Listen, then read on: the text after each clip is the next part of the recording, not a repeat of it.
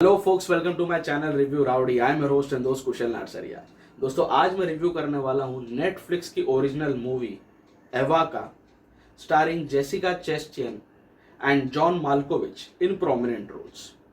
दोस्तों, 2 साल पहले हॉलीवुड की एक मूवी आई थी in the name of Red Sparrow, and I can say that Ava is nothing more than a modified version of Red Sparrow itself. जहाँ Red Sparrow में हमें दिखाया गया था कि उसकी जो लीड एक्ट्रेस है, she is working for an organisation जिसका काम ये है कि वो उस एक्ट्रेस के थ्रू वर्ल्ड के कुछ बड़े नाम, वर्ल्ड के कुछ इन्फ्लुएंशियल लोगों का मर्डर करवाते हैं। She acts as a seductress. उसका काम ये है कि उसको जिसको मारने का, जिसको एलिमिनेट करने का कॉन्ट्रैक्ट दिया जाता है, उसे वो हीरोइन जाकर सिड्यूस करती है, एंड एट द एंड उसका टारगेट ये रहता है उसे रिलेशनशिप बिल्ड करके, उससे अच्छी अच्छी बातें कर करके फाइनली उसका मर्डर करके उसे एलिमिनेट करना। यही प्रोसीडिंग्स, यही ओवरऑल प्लॉट सेटअप एवा का भी है, with little twist and turns, little changes here and there. इसमें जेसिका एक ऐसी ऑर्गेनाइजेशन के लिए काम करती है और उनके सीनियर है जॉन माल्कोविच। तो जॉन जेसिका को प्रोजेक्ट्स देते हैं, इंडिविजुअल असाइनमेंट्स देते हैं।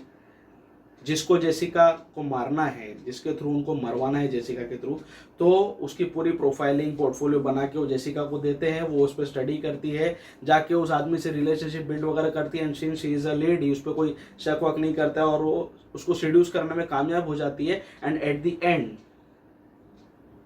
She successfully eliminates all her subjects. जो भी प्रोजेक्ट वो हाथ में लेती है वो सक्सेसफुली एग्जीक्यूट करती है। She is one of the top performers in the organisation. ऐसा दिखाया गया फिल्म में कि अब तक वो 41 लोगों का मर्डर कर चुकी है, कॉन्ट्रैक्ट किलिंग कर चुकी है। उसके लिए उसको पैसा मिला हुआ है और यही उसका काम है। लेकिन रेड स्पैरो से एवा में डिफरेंस ये है कि एवा थोड़ी इमोशनली अटैच हो जाती है अपने सब्जेक्ट के साथ। उसका इंटेंशन ये जानना रहता है कि ऐसी कौन सी चीज इन लोगों ने बुरी कर दी जिस वजह से इनको मारने के लिए एवा को अपॉइंट किया गया है। सो थोड़ा वो इमोशनल कनेक्ट उसके लिए अनफेवरेबल भी होता है। उसके काम पर उंगलियां उठनी शुरू हो जाती है उसकी खुद की ऑर्गेनाइजेशन में, और आगे जाकर कैसे सक्सेसफुली वो अपने सब्जेक्ट्स को एलिमिनेट करती है, कैसे उसके ही खुद के ऑर्गेनाइजेशन के लोग उसके अगेंस्ट हो जाते हैं, कैसे वो सारे अपने टर्मोइल्स, अपनी पर्सनल लाइफ के जो भी चैलेंजेस है, सारी चीज़ों को कैसे जगल अप करती है, कैसे वो उनसे जूझती है, कैसे उनको हैंडल करती है, यही इस पूरी मूवी में दिखाया गया है। पूरी पिक्चर 1.5 घंटे की है, एंड जो इसको IMDb रेटिंग मिली, I would say that it's highly discouraging. Film इतनी भी बुरी नहीं है, आप इसको देखना चालू करो।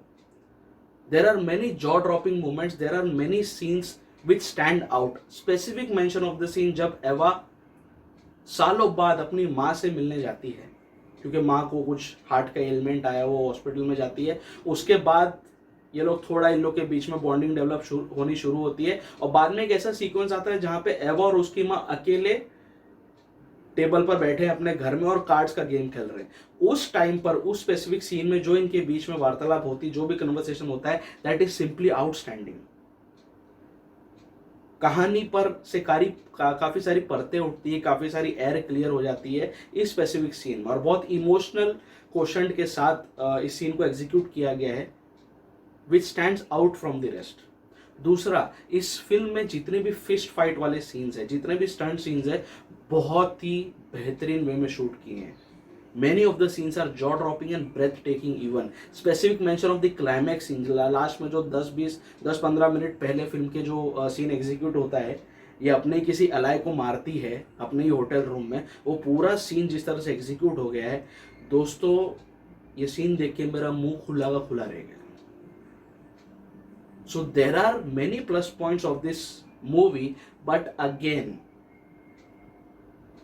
फिल्म मेकिंग का एक बहुत ही बेसिक प्रिंसिपल, एक बहुत ही बेसिक रूल होता है फिल्म की कंटिन्यूटी।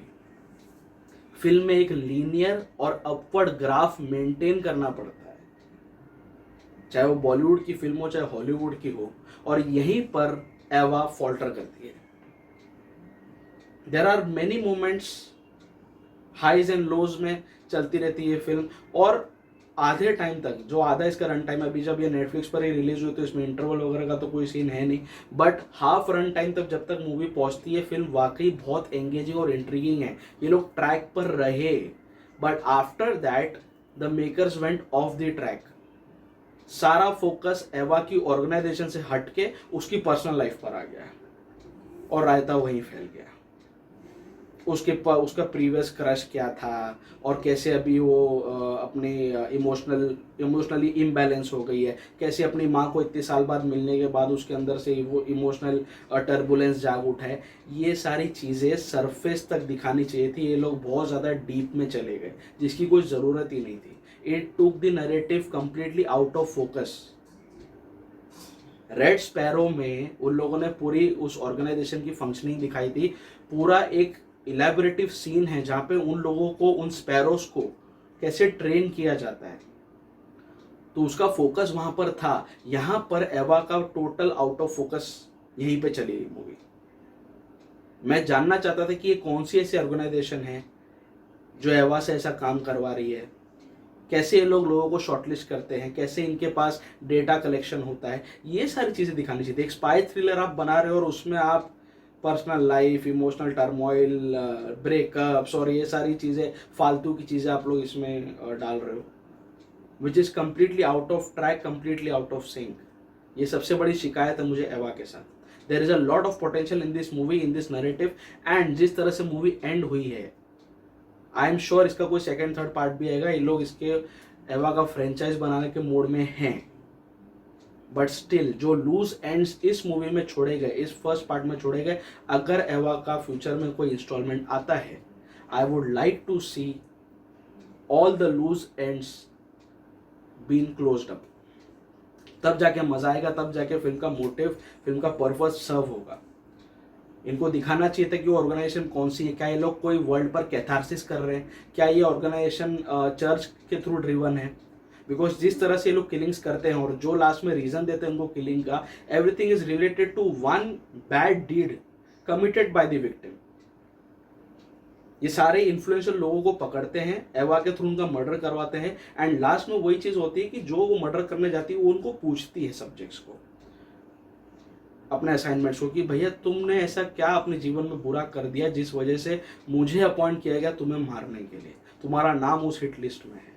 तो ऐसा जब ये चल रहा था तो ऐसा लग रहा था कि कोई कैथारसिस चल रहा है, या तो ये ऑर्गेनाइजेशन चर्च ड्रिवन है कि भाई वो देख रही कौन कौन से आदमी ने मिसडीड की है, अपनी कंट्री को, अपनी कंपनी को, अपनी ऑर्गेनाइजेशन को धोखा दिया, तभी जाके हम उनको मरवाएंगे एवा के थ्रू, ऐसा कुछ है क्या पर। But there is no background been given in this movie.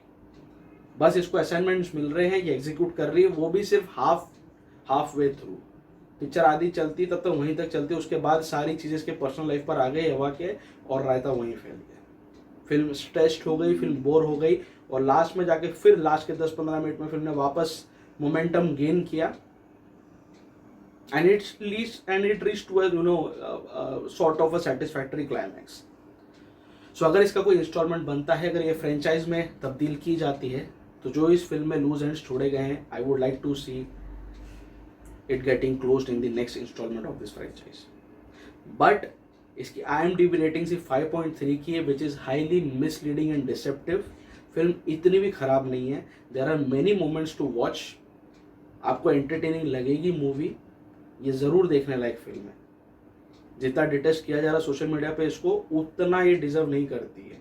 I quite like the content of this film. So considering the overall aspects, my rowdy rating for Eva, which is a Netflix original movie, will be 3.5 out of 5.